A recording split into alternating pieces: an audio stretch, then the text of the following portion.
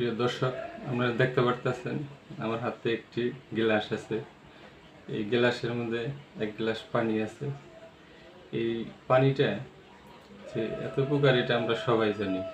তবে এই পানিটা আমরা সকালে খালি পেটে যে খাওয়ার একটা উপকারিতা, এটার কোনো এই উপকারের কোনো বিকল্প নাই। আপনি সকালবেলা যদি খালি পেটে এক গ্লাস পানি খেতে পারেন, তাহলে আপনার শরীরের কষা, প্রস্রাবের জ্বালাপোড়া বা যে কোনো পেটের আপনি যে লাঞ্চ পরিষ্কার থাকে, অনেক এটা উপকার পাওয়া যাবে। আপনারা সবাই এই সকালবেলা এক গ্লাস খালি পেটে পানি খাবেন।